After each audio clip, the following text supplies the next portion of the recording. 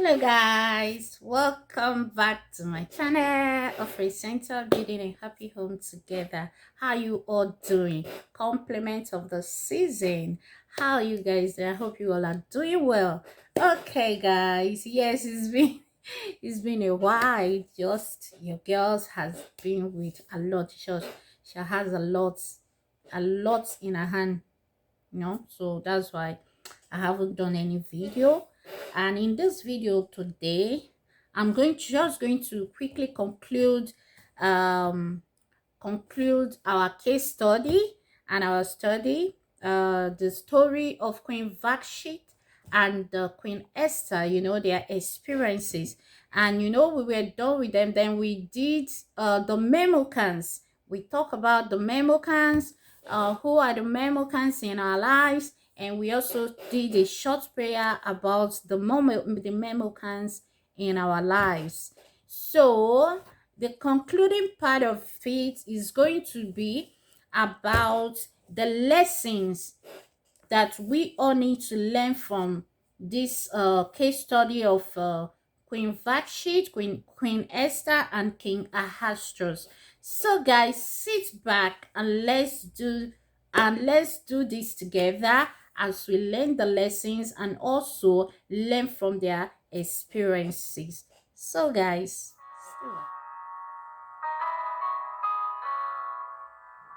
welcome back. Allora,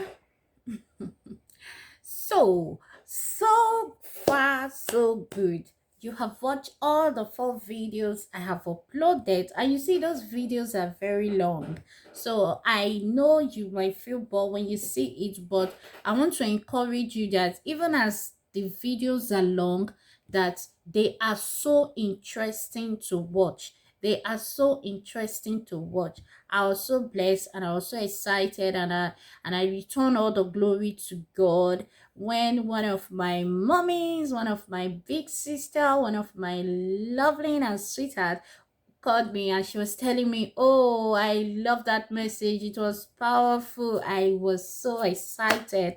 And as she's watching me, Mrs. I don't know if you want me to mention her name now, but maybe with time you get to know her, okay?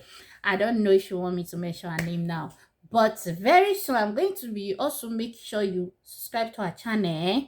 Yes, I don't know if you want me to mention her name now, but it's okay. So I was really blessed as well, because many a times we do video not for ourselves alone, but for others, and for all of us to learn 1 or 2 things together. And I was glad she enjoyed the video. So take your time to watch it. You sure will learn a lot of things from it. I'm telling you, me myself, each time I watch it again, I'm like, was I the one talking there? Okay, so that is it. So what are the stories to learn from this case study? Because if you listen to me in that video, right, I told you I want to talk about the Memocans, like talk about Queen Vahsti like it has never been talked, like it has never been talked before, because people have always say it the other way around. But I try to broaden our mind about what actually it's really, or like what actually it is, or to make us see it from 2 points of view rather than just seeing it from 1 point of view or one side of view. So far so good. The lessons to learn is this, and these lessons and these same little advices are what I'm going to be passing out to both to us the women and to also our husbands the men. Now, number one, I'm going to first focus on the men. You see, this was exactly the issue with King Ahasuerus, and not an issue with Queen Vahsti.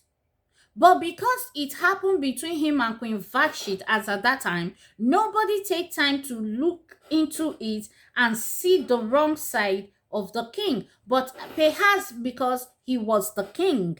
But that is not the best way to handle issue. And what was it? He was starving this woman, probably unknown to him. He was starving this woman. He was not paying attention to his woman. He was not, he feel he has everything. He has given her money, everything and all. What have you? She has given her the king. He has given her the kingdom, everything. She has a stage. She has opportunity to mingle with all great women, also maybe from all walks of life. But forgetting that it is first between her and Queen Vahsti, and not just about him, or not just about Queen Vahsti, that they were both meant to be one, two in one, you know. So he didn't realize it, and this is the same mistake a lot of men make today, giving their woman everything, thinking maybe she has money, they have given her money, they have loaded her with cars, with material gifts, with maybe even gold and all that. So therefore the woman doesn't have a problem. She has a good house to stay, she has food, everything. So what's the problem? I'm basically giving her everything. Yes, you have given her everything, but that's not all. If we should check very well, do you satisfy her sexually?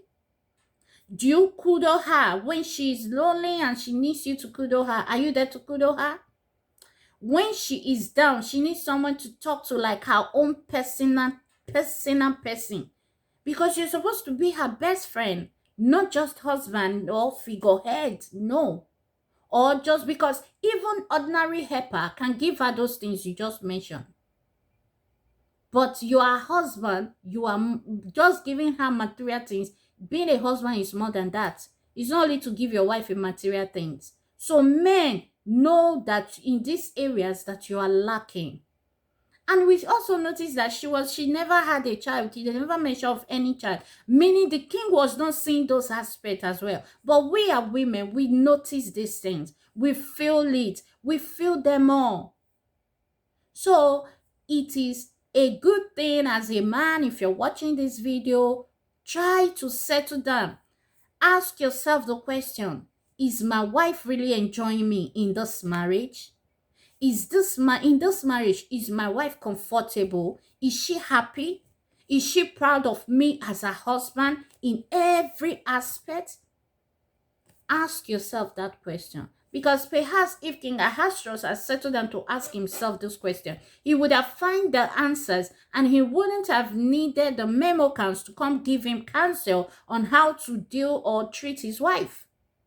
Mistake. He would have known at least the wife to some extent, and he would have also tried to find out what make her to fled up or make her to acted in such a disrespectful manner before many people from all walks of life. Okay, so always try to find out. Never think that material things are enough for your wife, or providing her with a house, with a car, with the things, whatever is not enough for your wife. First, it is first and foremost about the both of you. The love you give her, the attention. Women, we need love. We need attention. We need our man mostly. I'm telling you, that's the truth. Men, we women, we need our husbands. We need them. We need your attention more than you give us your money. We need your true, sincere, and not fake, not pretentious love than you will give us your gold. So men, know this. Know this. This is the number one. Then number two, he was not a man. Perhaps he never knew he was selfish. He was this natural nonchalant kind of attitude. He has this kind of a nonchalant character or attitude. Pay attention as a man. Set yourself, do you have that kind of a nature or a character? Do you have this character? Are you nonchalant, like I don't care? After all, now myself, I've done my parts and slept. No. Do you have it? Because if the king didn't have that I don't care spirit, he would have been able to know that for over 100 something days that he's supposed to care about his wife. That being a king is not just being a king to your subjects alone, but that first being a king start with your wife. Then from your children, it starts from being a good king to your wife, to your children, and then to the community before all your people, which are the subjects. Because of what use are you as a king, a good king to the people, when you are not good to your family, to your house? They're like the saying go, charity begins at home. Don't be too nonchalant. Don't be too I don't care. You don't in short, the thing doesn't count if it is not something that concerns you.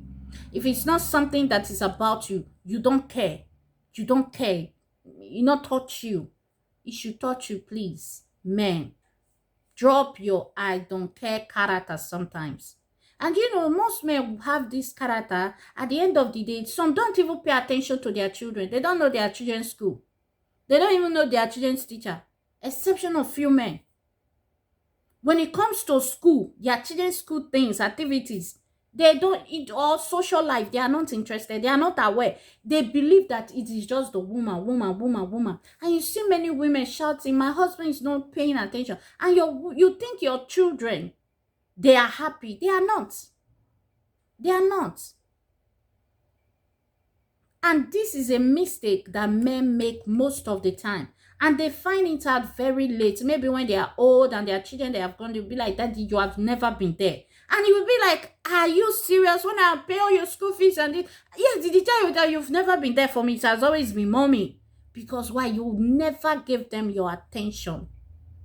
You were always just self-centered about the glory you will get from so that people say he's trying, he works 24 hours. You work 24 hours, yes. Give them attention. Then number 3, don't just act based on your wife's don't just react based on your wife's action or bad bad character she displays to you. Maybe because your friends were there, or because of your ego, because your friends were there, but you want to prove to them that you are the man of your house. So because of that, you say, hey, what happened? You will try to deal with her. No. When your wife acts in some ways, at least she wasn't like that. If she was like that, you wouldn't have even find interest in her in the first place.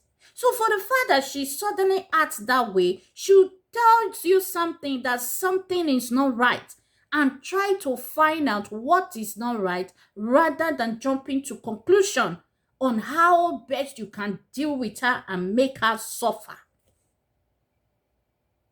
Because it's obvious there's something you are not doing right, that she just needs your attention to be able to tell you or prove it to you. Please, rather than go to outsiders or go to family, go to people, or begin to check internet for, no, sit her down. Try to find out why she did it or why she reacted that way. The same thing with women.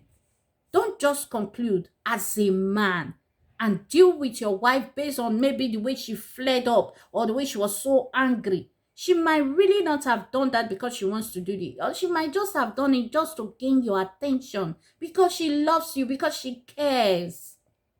And another thing, in short, fear women. When a woman is no longer talking to you and she's silent about everything she used to tell you about, just know that there is fire on the mountain. I'm telling you, because that's the sign that she's tired and she's ready for anything. Like anything, if you want stay, stay. If you want go, anything. Me, I'm tired. I don't care again.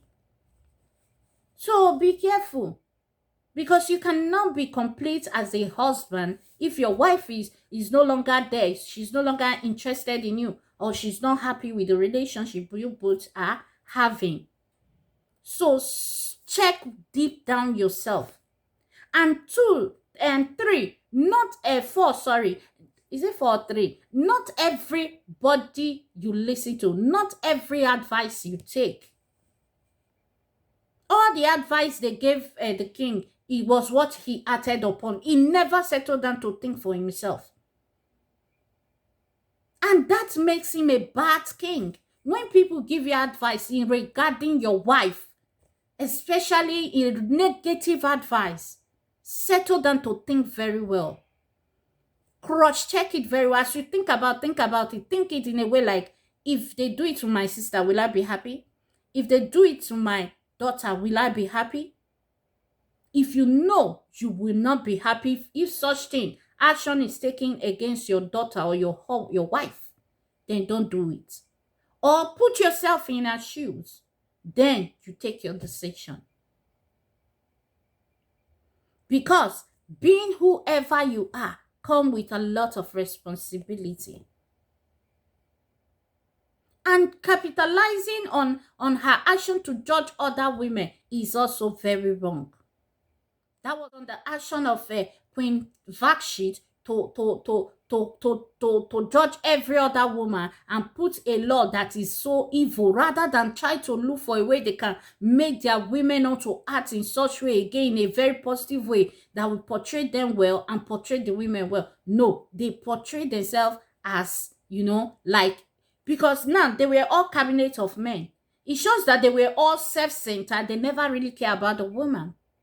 What if you, as you conclude like that, the women went and conclude, this woman was into this, but she never cooked a coup against this man, the king. She never gathered other women to lament or come and cry out for her to the king.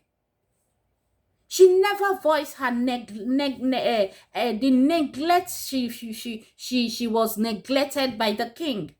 But the king never tried to settle down to think about it. So, men, I think I've said enough.